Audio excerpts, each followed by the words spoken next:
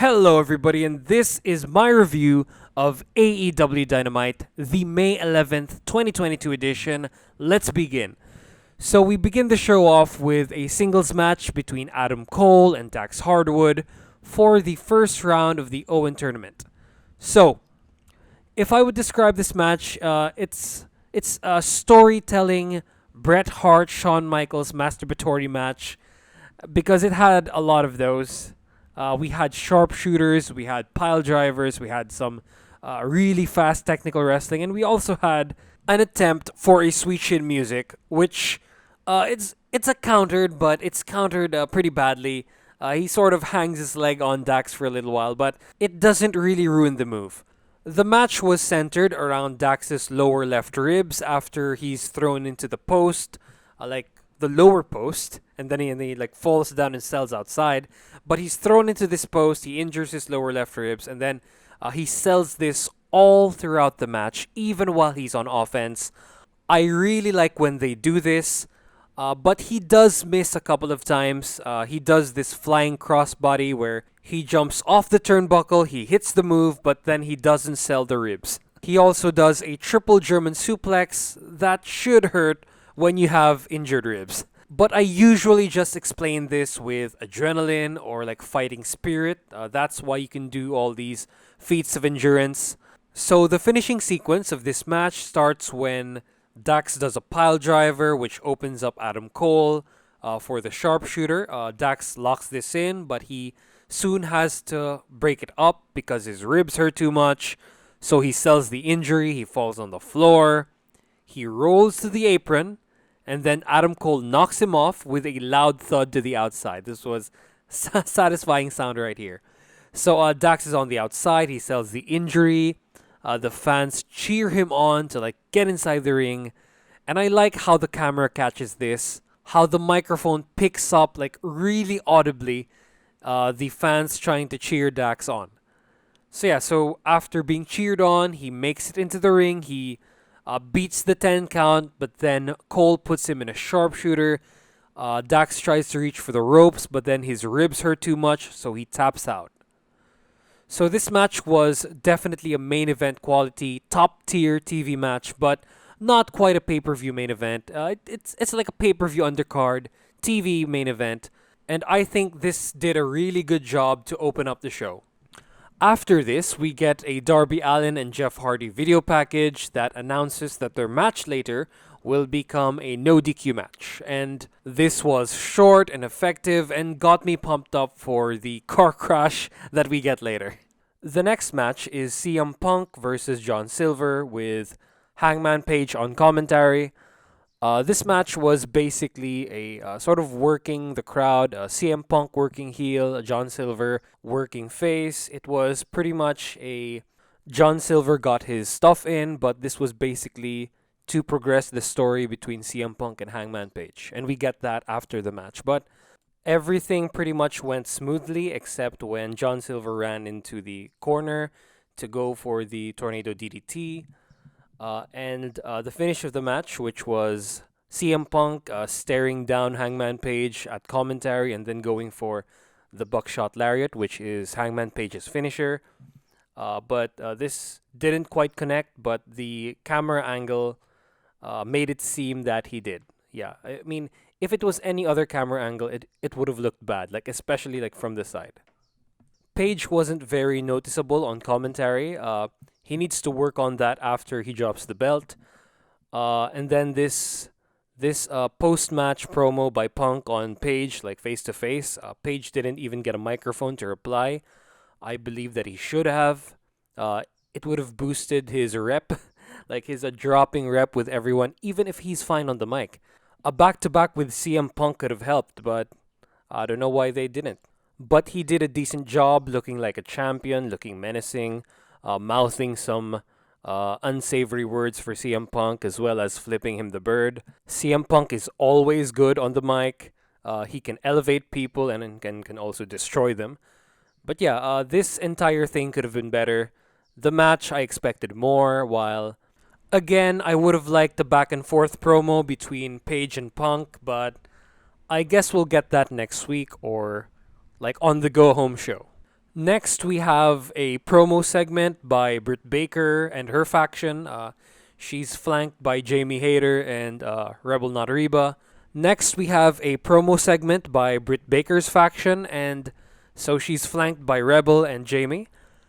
But I kind of have a problem with this since Jamie Hayter is the one with the match against Toni Storm like later tonight, but Britt did like 95% of the talking. Uh, there were some like slight seeds planted in a possible breakup, but it was quickly stomped out. But yeah, it's Jamie's night tonight, and she should have had like 50 or like at least 40% of this segment since it's like you're just telegraphing that she's gonna lose because you're making Brit appear to be like the final boss here, which she is, but at least build some doubt on it. So fine promo. Brit is awesome as always. It's just Jamie should have done more talking. The next match is Toni Nese and Danhausen's long-awaited AEW debut, and it's basically a squash, but this segment here accomplished a lot of things. So yeah. So for the match, we have Danhausen trying to curse Toni Nese. He's distracted by what's his name? Smart Mark Sterling, and then Nese manages to take advantage and then hits him with the running knees for the pin, and then hits another running knees after. And then when he tries to go for the third, Hook comes in and saves Danhausen's ass. So Hook comes in, Nese and Sterling leave the ring, and then finally, after weeks of build-up, Hook and Danhausen shake hands, and I guess they're a team now, I guess they're buddies now. This segment progressed the storyline between Danhausen and Hook without them being at odds with one another. They're like more fun as a team, where Danhausen can eat the pins. And then also, this really doesn't hurt Danhausen. He was even protected because he was distracted by Smart Mark Sterling from the outside, leading to the finish. The story here is like very, very simple and very entertaining. It's a comedy story, basically, without making Hook look silly. And lastly, this made Toni Nese look strong. He just beat Danhausen with one running knees. And then like he almost killed him with the third running knees without the knee pad. And yeah, I really enjoyed this segment, this match here, even if it was a squash. Great stuff. The next segment is the contract signing between MJF and Wardlow. And I've been thinking about making a video about how to deal with MJF's situation right now since he has heat with Tony Khan. He's talking about leaving the company for the WWE. And I had some things to say about that, but after this segment here, I mean, I like change all my opinions to fucking paying this dude whatever he wants. This guy is worth it. He's a future star. I can see him even as a babyface in the future. Honestly. MJF is so good in his segments. Not quite in the ring yet, but that can be learned. But oh my god, this entire thing right here is as good as anything as MJF or better has ever done. Well, you know what? This ranks as number 2 behind the CM Punk feud, but yeah, this one was really entertaining. Wardlow barely had any lines in. MJF dominated this entire thing. So what happens first is Wardlow comes in with his security detail that he always seems to beat the shit out of, and they just keep doing their jobs. You have to admire these guys. But yeah, so a Wardlow comes in, and then we get this sort of mock parody Dark Side of the Ring, like a video package funded by MJF and then narrated by Chris Jericho with the likes of Barry Horowitz, Taz, and Jake the Snake Roberts, who bury the shit out of Wardlow and put over MJF so much. And to add to this, these guys give us their perspective, recapping the events of the Wardlow and MJF feud. And then MJF enters the arena as the hero, like as usual, as he does in Long Island. But this is getting a little repetitive. This has been happening in every one of his feuds. He gets his opponent to face multiple opponents before facing him. He gets them to agree to do very one-sided stipulations, and then he brings his opponent to like his hometown. I hope they mix this up soon, like in his next feud after he loses to Wardlow. Or you know what? You can prolong this feud actually. You can have MJF go over first and then Wardlow go over later. But after this agreement here, you know what? I think that doesn't work since AEW stipulations are usually binding, like with Cody's, causing him to leave. So yeah, I think Wardlow should win, but this pattern that MJF does should be changed in the future. So this entire segment is basically MJF burying Wardlow. He doesn't let Wardlow talk at all. He does this thing where he tells the crowd like not to boo him, but then winks visibly. This is a great touch here. And eventually, Wardlow signs the stipulation, like he has a choice, where he has to face Shawn Spears in a cage match and also get whipped 10 times. And he calls out Shawn Spears to do the Ty Dillinger 10 thing when he counts up to 10. This has got to be my favorite part of the segment here because I love Ty Dillinger. And I wished Shawn Spears would have done better in AEW. Like, they should have made him a babyface because everyone loves him. He could have been a good mid-card champion back in the early days, but no. He had to lose to Cody as a heel and basically, like, be a lackey. And yeah, this still haunts me to this day. I forgot to mention that MJF's gonna be the special referee in the cage match against Shawn Spears. And oh my god, I don't know how this is gonna play out because we don't really get the special referee thing that much anymore. And this always ends with another referee coming in, or maybe the special referee yielding. But I don't know if MJF is gonna do that. I don't know if MJF is ever gonna yield to Wardlow to like counting 3. Shawn Spears here is gonna die. MJF is not gonna yield unless of course Wardlow pisses off MJF to the extent that MJF himself wants the match. I can see it playing this way. After Wardlow signs, he scares away Shawn Spears and MJF, and then he powerbombs Smart Mark Sterling through the table. By conventional rules of booking that AEW has never strayed from, this states that MJF should get one over on Wardlow, most probably at the go-home show or maybe during the whipping. But this is a monster we're talking about here. MJF usually has like his boys to back him up, like Shawn Spears and Wardlow, but now he just has Spears.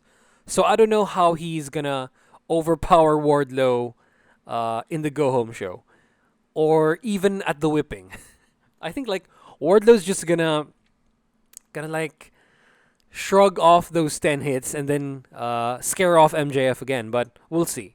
This segment here just further emphasized how much AEW needs to re-sign MJF. Like, it's not even a question at this point.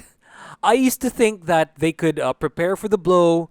I mean, although they can, but you can never replace MJF in this roster here. So, I hope Tony Khan offers him whatever he has to. Maybe start with Kenny Omega money, like at $3 million, and just offer Kenny more when the time comes. But yeah, MJF, they should keep him. What a great segment again. Like, this guy just doesn't miss. Okay, so after that amazing segment, we get a pre-recorded video package where Samoa Joe and Jay Lethal's group have words with each other. It was all the usual stuff. Both factions were great, but we learned that Satnam Singh is not the Joker. So that's everything new that we've learned from this video thing, that Satnam Singh is not the Joker, but this managed to heat up the feud more.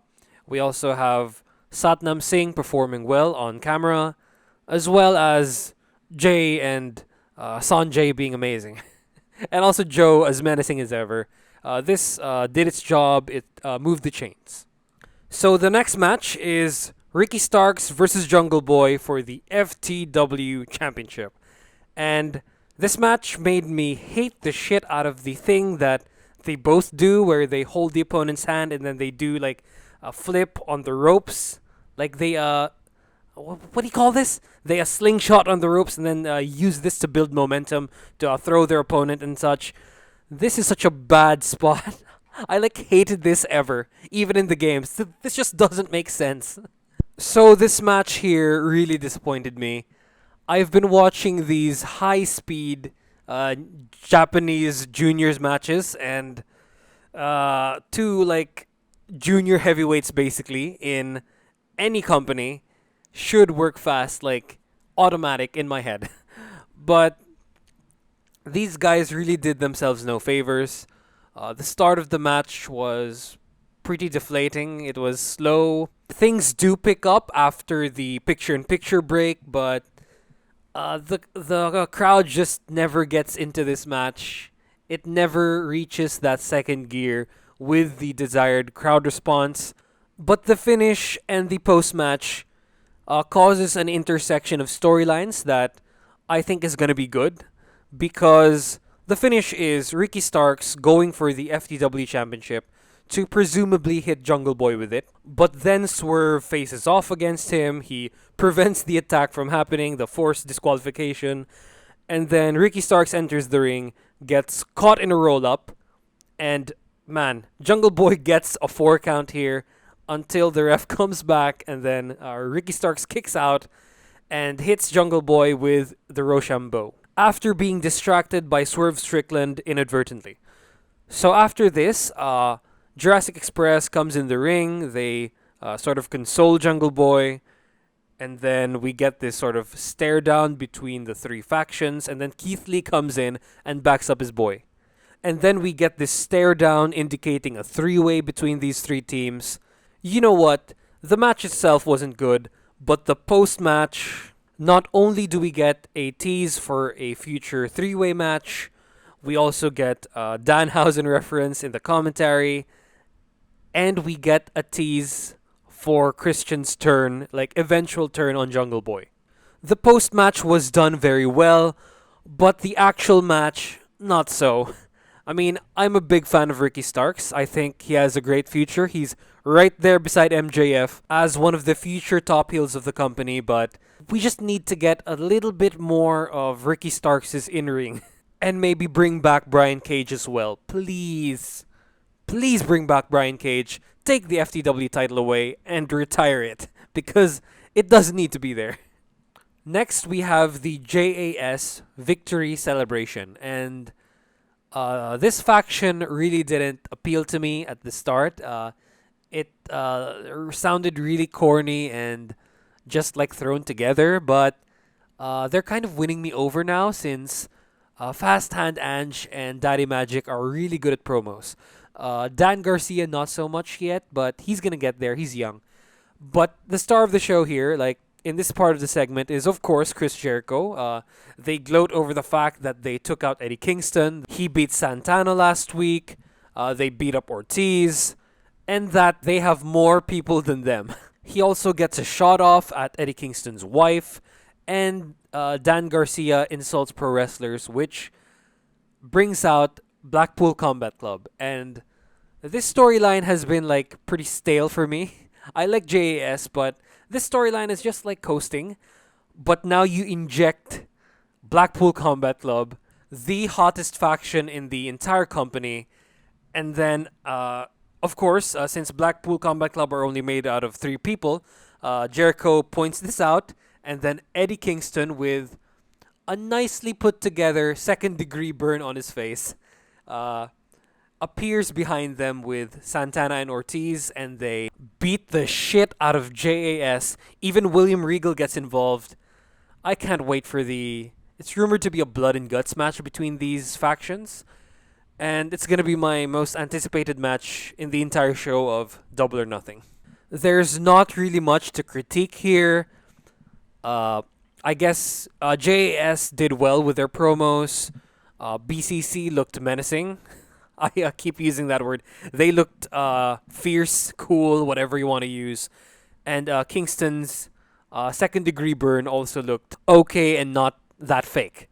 But yeah, this made me excited for the pay per view match, and oh my god, I can't wait. So after this, we get a video package between Serena Deeb and Thunder Rosa. I don't know if they can ever repair the damage that they did last week with that terrible promo back and forth. But this video segment did the job that was supposed to do, but better. I hope they get better at their promos. Deeb should be better since she's a veteran, but Thunder is young. She can get better. Hopefully, please God. So after this, we get the Jamie Hayter versus Toni Storm match. And you know what? If you look close enough, Jamie Hayter looks like Lena Seydoux, the French actress. And Toni Storm has a little less tan than she did in Rampage. But ultimately, that's not important. The important thing is the match itself, and it slapped. You know what? I think this is better than the Joshi's match, and I enjoyed that one very much. But this is like a main event level women's match. Not only were the moves devastating, but the match was paced very well. It was paced better than that plodding, slow ass main event that we had last week, which like killed the crowd. But here, the crowd was decently engaged because these women pulled some moves, all right. I just don't like that they did the suplex on the outside during picture in picture, but they did recap this, so I guess it's okay. I like the strike fight that they had while holding on to each other right after picture in picture. I like Toni Storm's Tornado DDT inside the ring, and then the one that followed outside.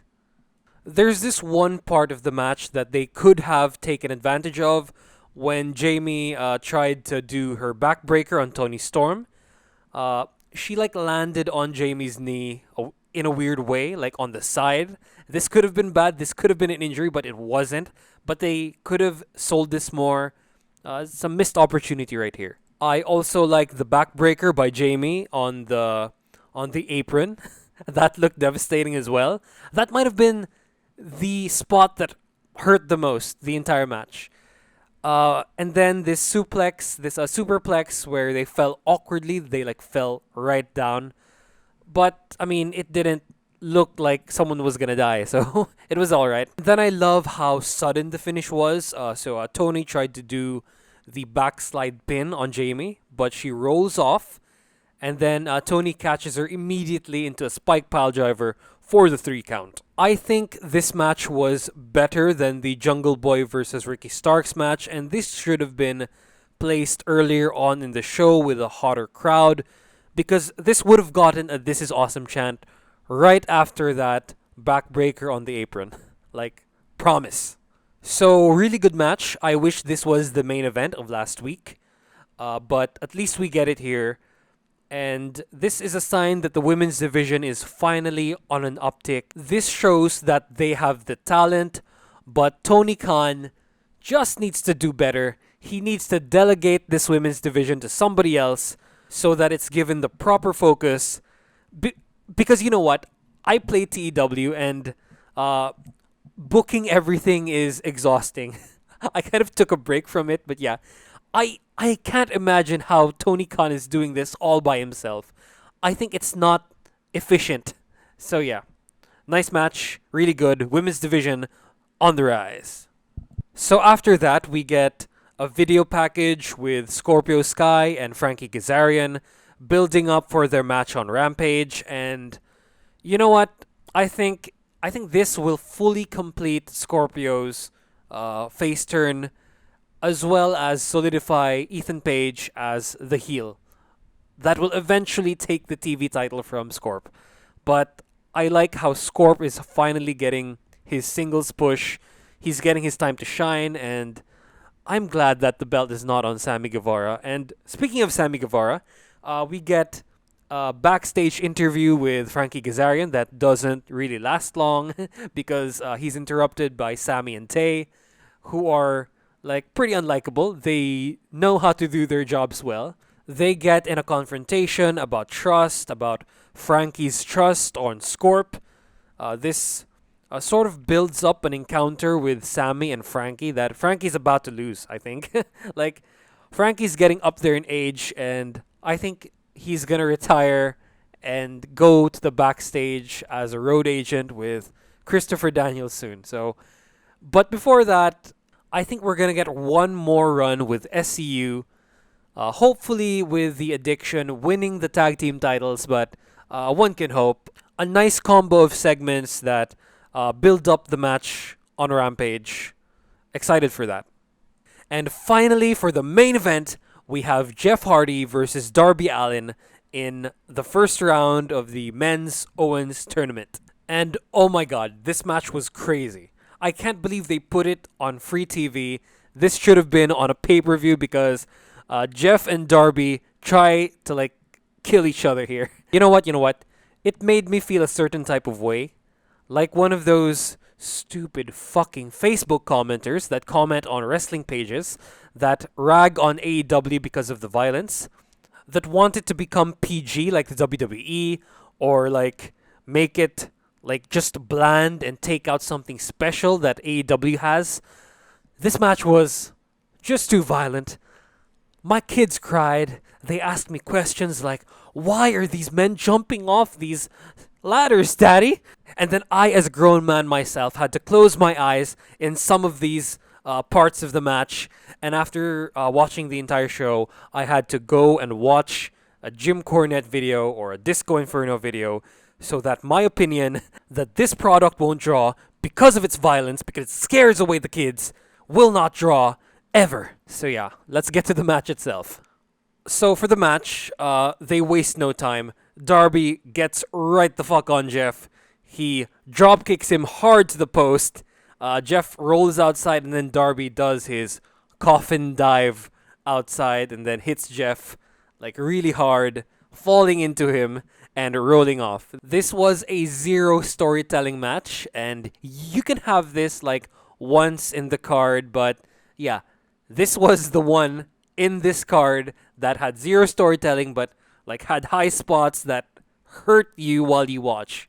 But of course, at the same time, amaze you in what these guys can do. Okay, so after this, I like the spot where Jeff jumps off the steel steps that he set up on the outside to Darby Allin for the clothesline. And then we get a badly timed picture-in-picture segment that, you know what, ruined every chance this match had for like some storytelling. But again, this is not what you watch a Jeff Hardy match for. So they do some stuff in the ring, and then picture-in-picture ends when Jeff is about to jump on Darby on the outside. But instead, Darby climbs in and Jeff kicks him off. Or at least tries to, but he's crouched on the ropes, like on the top rope from the ladder. And so Jeff rolls outside and positions himself conveniently on the chairs that Darby formed into a bed early before the picture-in-picture. And then Darby goes for a swanton bomb on a standing Jeff. He like hits Jeff's shoulders and does more damage to himself since he like falls spine first to like the bed of chairs. Some of it on the protruding parts, and oh god, this hurts so much. This hurts so much to watch. So Darby gets up first, surprisingly, and then he sets Jeff up on the apron because he's gonna do a coffin drop on the apron, the hardest part of the ring, but instead he misses, and then he lands on his back on the apron. Jesus Christ, I think Darby needs a break for a while. Let Sting do some stuff because I don't know. I don't think Darby can do anything for like 2 weeks until the pay-per-view. But Jeff Hardy, old as he is, the veteran of this match, does not want to be topped by this young upstart right here, Darby. So he sets Darby on the steel steps turned on their side, and then he goes for a swanton bomb, but he misses. He misses and lands on the steps. Oh my god. You know what? these guys did more damage to themselves in this match than to each other. So the finish of the match is Darby hits a coffin drop. He goes for the pin, like the lying on somebody pin. But then Jeff rolls him up and then puts his neck in like a very fucking awkward position. This was uncomfortable to watch.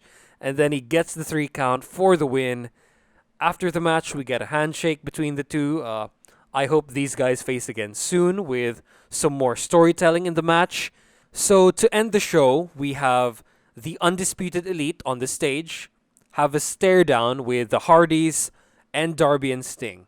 So this match was basically just a spot fest, but it was done by two specialists in that type of match, Jeff and Darby. And I think it's these sorts of matches that can wake up a tired crowd after a long show or heat them up for anything that comes after this. And for this like live crowd, they're still going to watch Rampage, so I think that does the job for the live crowd and it ends the show on a bang. But this match like took some years off of these people's lives, but you're giving away the match for free. I just hope that we get a future Darby versus Jeff match that is on a pay-per-view with a proper build that is better than this one. But all the same, this match did its job. It closed the show with a bang, and it put two prominent members of the roster in the main event. And I think this is why the ratings improved this week from 833,000 to 840,000, despite going up against the NBA and the NHL. But I don't follow hockey, so I don't know who are the important teams. But in the NBA, I think they went up against the Heat and the 76ers game, where the Heat closed it out in 6. And good, because James Harden is a bitch. I don't like James Harden so much. I'm glad that he's probably gonna never win a championship as like the number one option. Come on, man. Just accept your role. You're aged now. And the other game that they went up against was the Mavs versus the Suns game, which is getting exciting because the Mavs are on the cusp of reaching the Western Conference Finals. It's 7 games now. And tomorrow after Rampage, it's going to be the Bucks versus Celtics and the Warriors versus the Grizzlies in 2 series closing games. And I hope the Bucks win.